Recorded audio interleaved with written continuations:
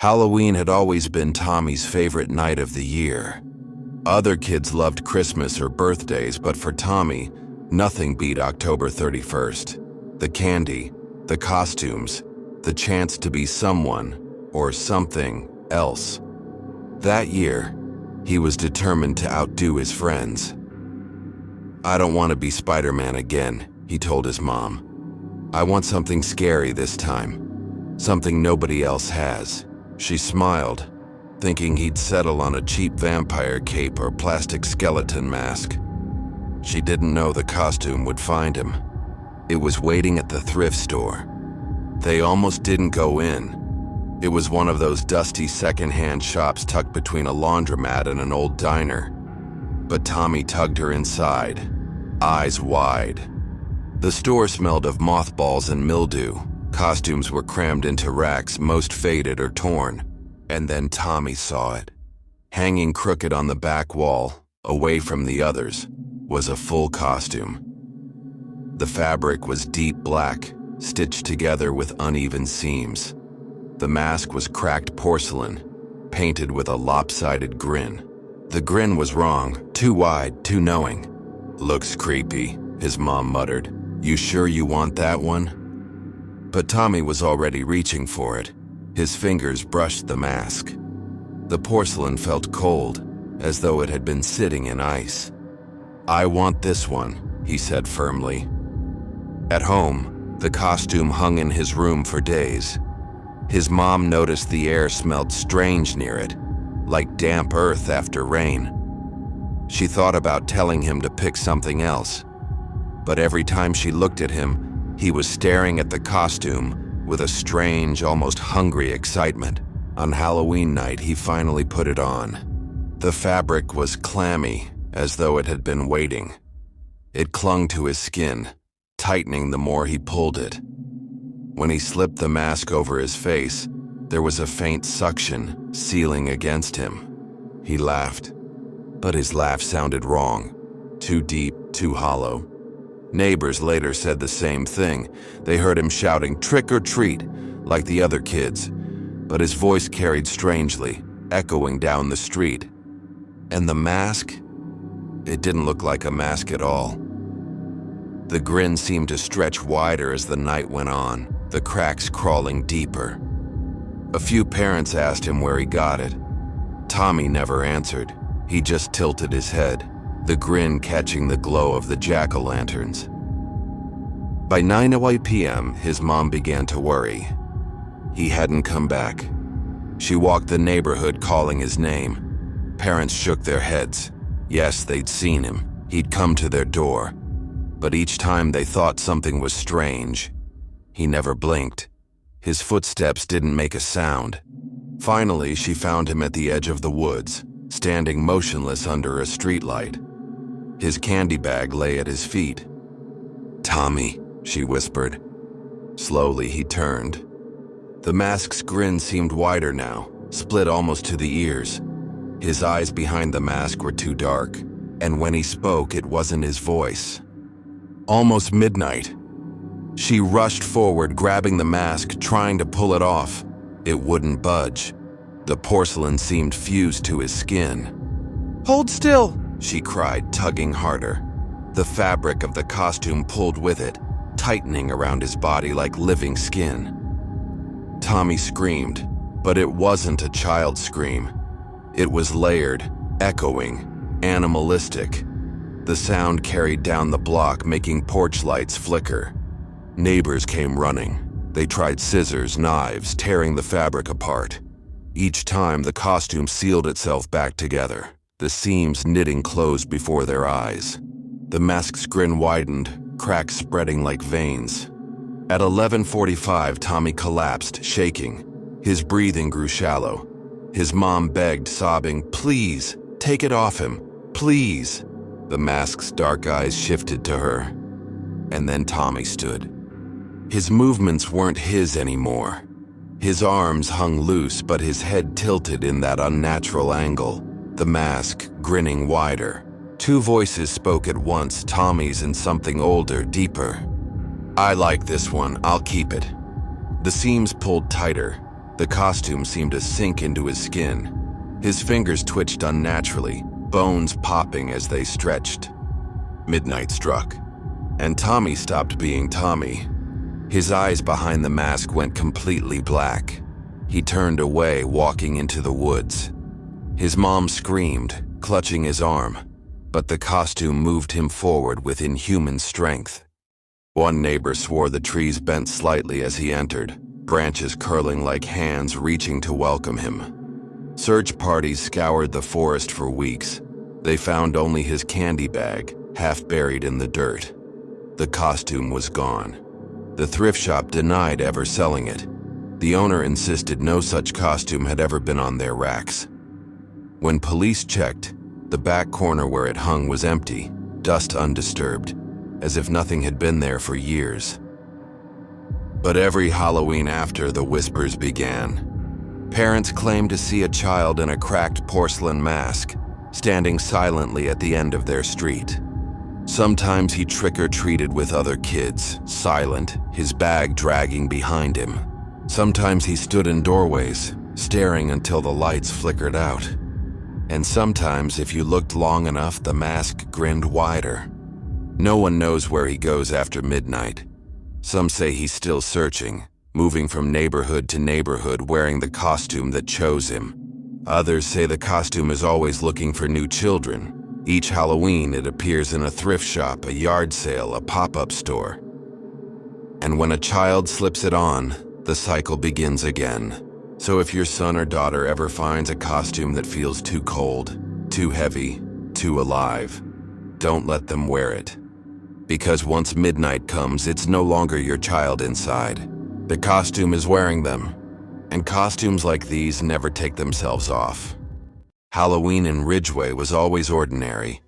Kids in costumes, porch lights glowing, bowls of candy running out too fast, parents walking behind their children, sipping cider from travel mugs. But on October 31st, 2012, the town woke to something no one could explain. Pumpkins, dozens, hundreds, lined perfectly along the sidewalks, every street, every corner. Each pumpkin identical in size and shape, carved with the same jagged grin, the same wide eyes.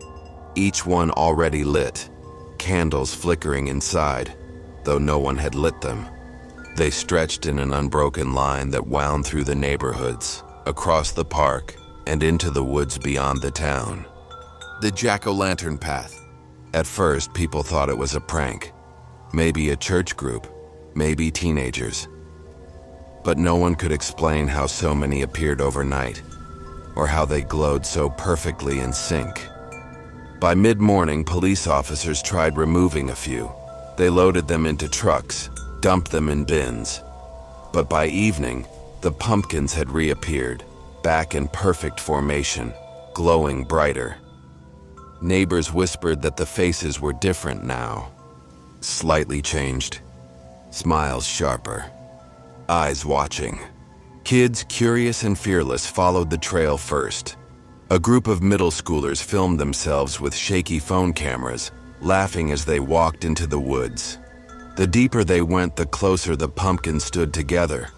The flickering light grew steadier, too steady, as if every flame pulsed to the same heartbeat.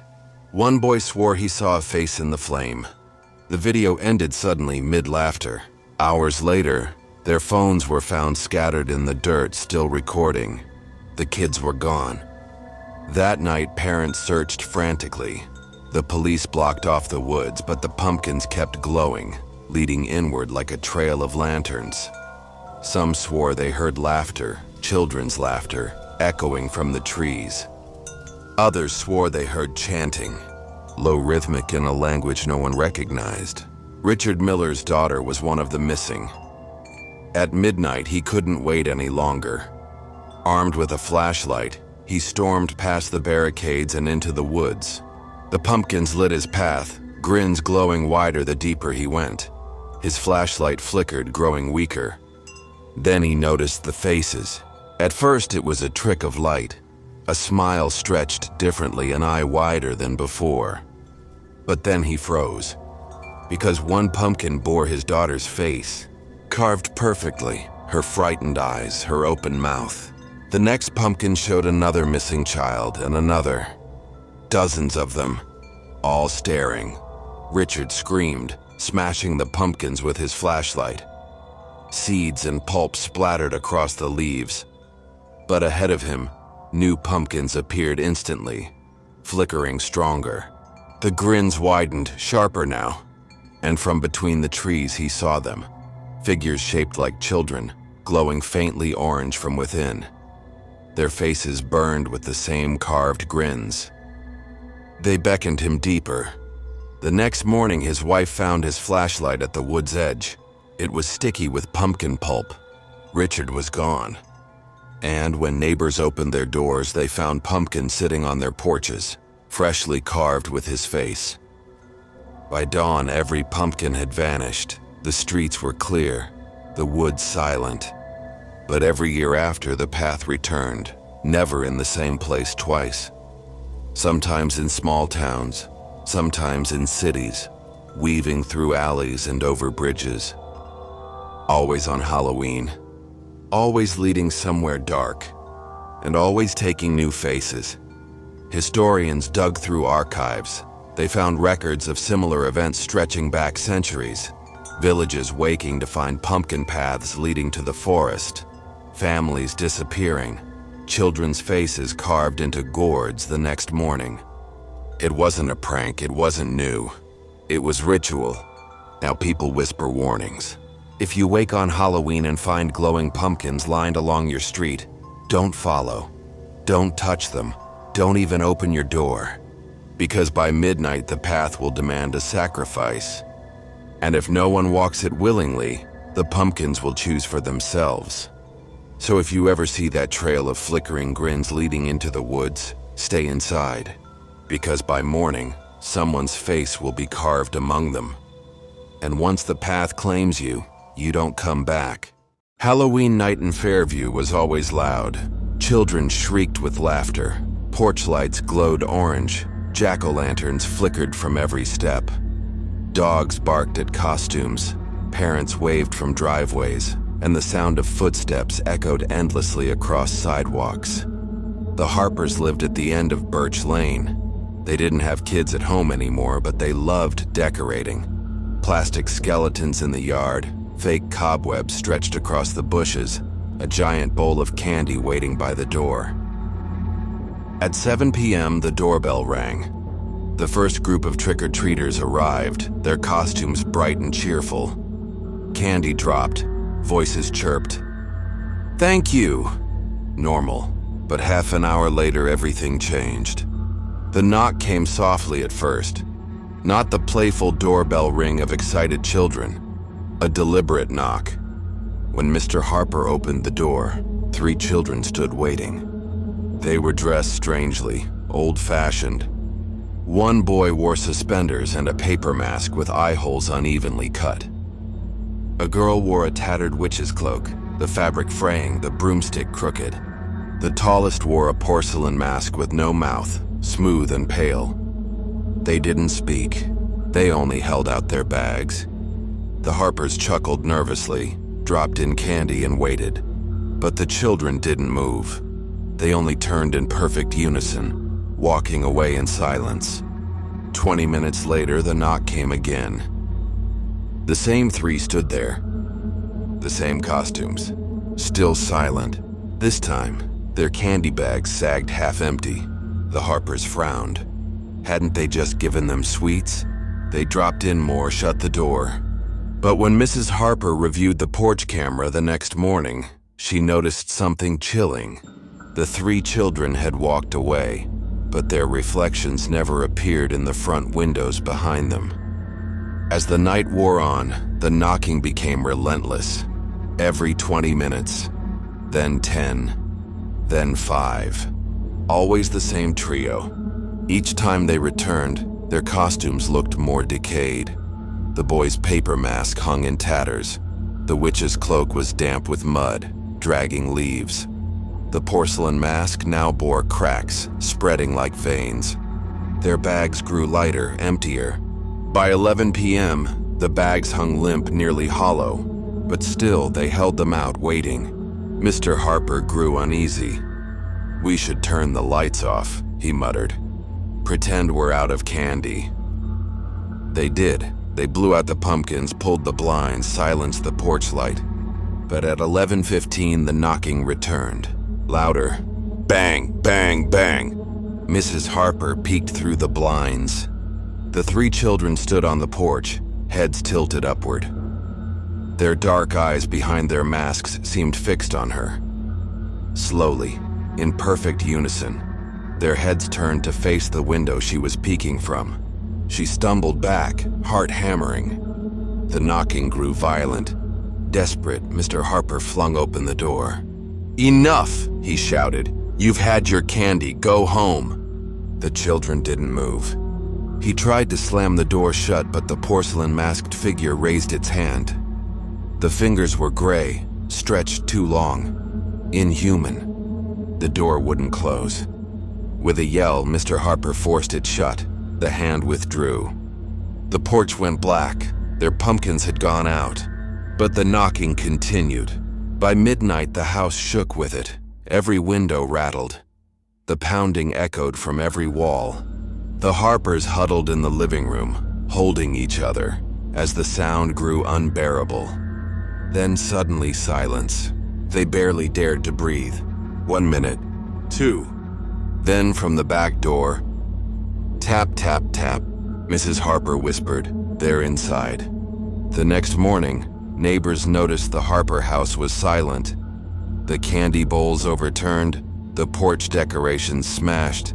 On the steps sat 3 fresh jack-o'-lanterns, each carved with perfect likenesses of the Harpers' faces, mouths wide, frozen in silent screams.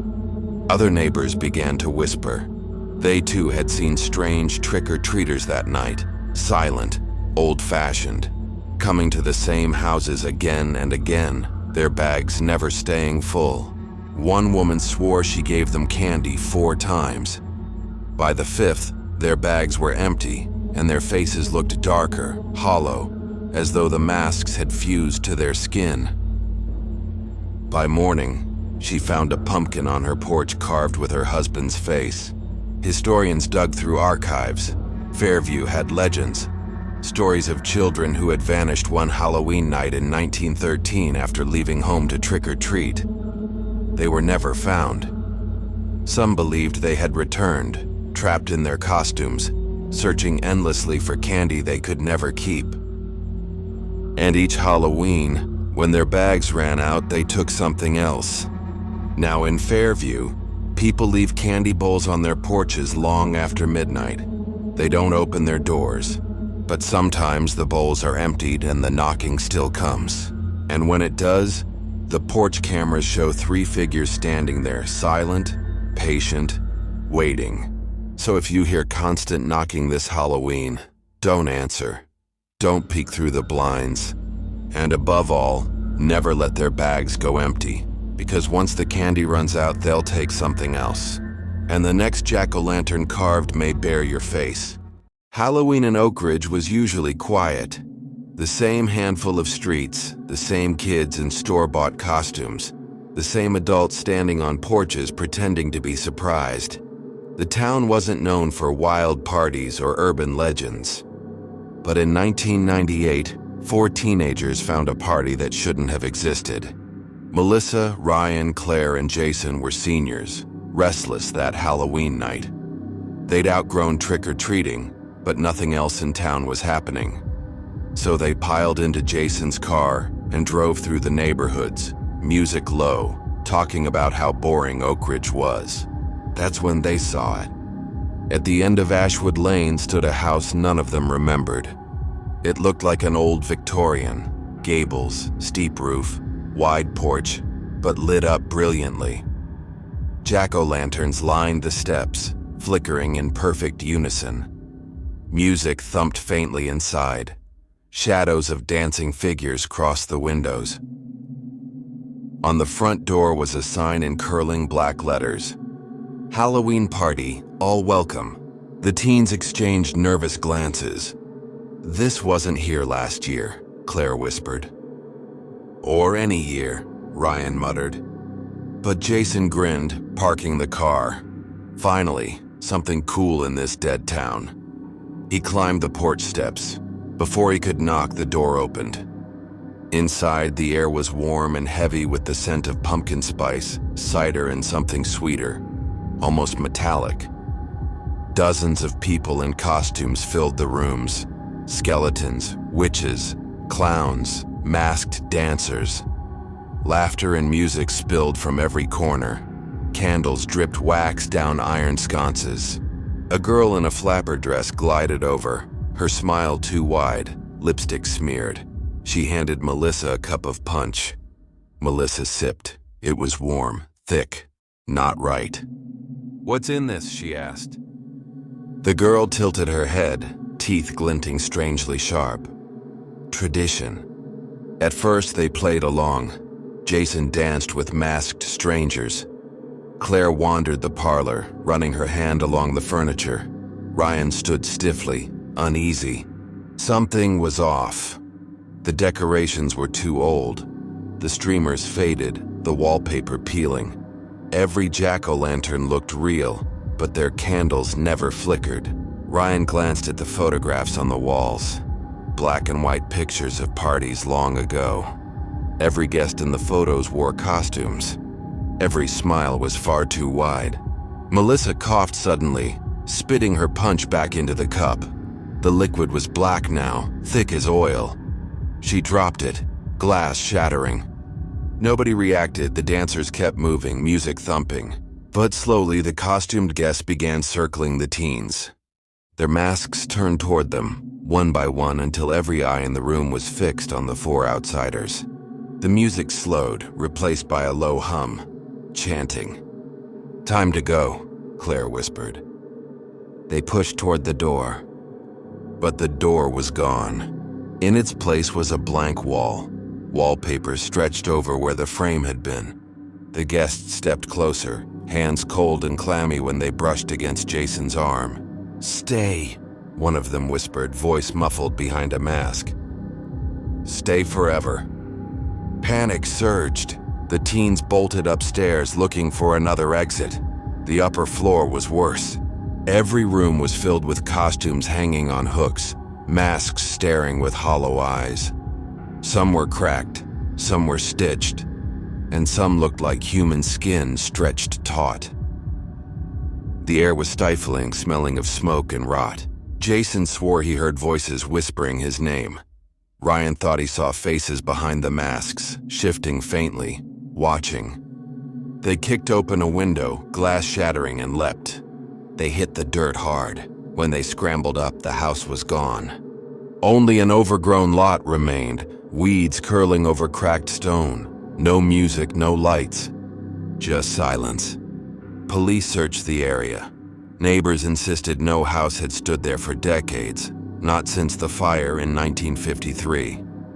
That Halloween night, a party had raged in the same Victorian. A fire broke out, consuming the house in minutes. Dozens of guests were trapped inside, none ever found. Locals whispered the house never left. It waited. Melissa, Ryan, Claire, and Jason swore never to speak of it again. They moved away after graduation, but each Halloween, they dreamed the same dream. Dancing in that house, punch in their hands, masks closing in, and in every dream the house burned. Years later, in 2015, trick-or-treaters swore they saw lights at the end of Ashwood Lane, music drifting faintly, shadows moving in the windows of an empty lot. One group of kids claimed a woman in a flapper dress waved them inside. They were never seen again. Now, Oak Ridge parents warn their children, if you see a house on Halloween you don't remember, no matter how loud the music, no matter how bright the lights, don't go in. Because once the party starts, it never ends. And once you join the guests, you'll dance forever. Maya wasn't the type to get excited about Halloween anymore. 16 felt too old for trick-or-treating and too young to ignore the holiday altogether. She wanted something different this year, something that would make her stand out. That's how she found the mask. The temporary Halloween store had popped up in an abandoned strip mall like it always did. Shelves groaned under plastic fangs, rubber machetes, and polyester cloaks. Maya drifted through the aisles, unimpressed, until she saw it. It wasn't hanging on a rack. It wasn't wrapped in plastic like the others. It was sitting in a black box at the very back of the store. A porcelain mask. Its surface was bone pale, faint cracks spidering from the corners of the eyes. The lips bore a subtle, knowing smile. Not too wide, not playful. Just enough to feel wrong. When she picked it up, the porcelain was ice cold. Her best friend Liv made a face. "That looks cursed. Seriously, don't buy that." But Maya didn't answer. She bought it anyway. That night, she sat in front of her mirror, staring at the mask. It looked heavier than it should. Finally, she slipped it on. The lining was silky, but it clung like a second skin. Her breath echoed faintly inside. When she looked in the mirror, she froze. Her lips weren't smiling, but the mask's faint smile seemed just a little wider. Her head tilted, but the reflection tilted a second later as if catching up. Her chest tightened. She ripped the mask off, gasping. Her cheeks stung like the porcelain had burned her skin. She tossed it onto her bed and told herself she wouldn't wear it again. But at the Halloween party the next night, she felt invisible among kids in flashy costumes. Nervous, she slipped the mask on again. Suddenly, everyone noticed her. Strangers leaned closer when she spoke. They laughed at everything she said. People stared at her like she was magnetic. The mask made her perfect, for a while. In the bathroom, Maya looked in the mirror, and her blood ran cold. Her reflection's faint smile widened slowly, stretching unnaturally across its face. When Maya raised her hand, her reflection hesitated, then moved a second too late. And when she forced herself to frown, her reflection just kept smiling. Terrified, she clawed at the mask. It resisted, almost glued to her skin before tearing free with a painful sting. She stuffed it into her bag and told herself she would throw it away. The next morning, the mask sat on her dresser. She threw it in the trash. By nightfall, it was back. She hurled it into the river.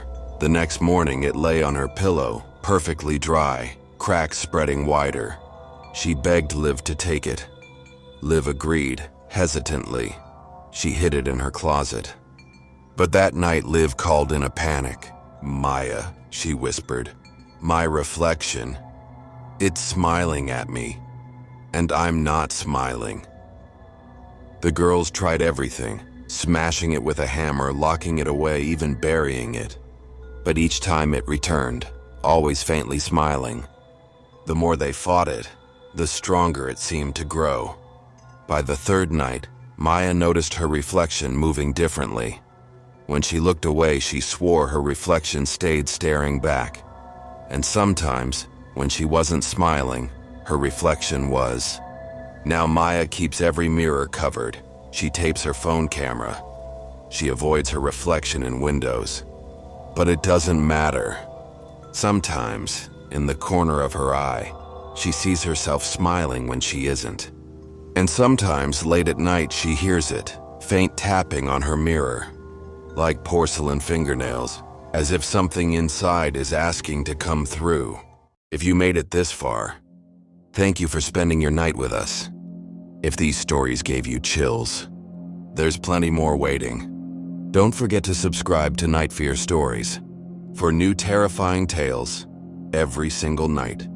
Sleep well, if you can.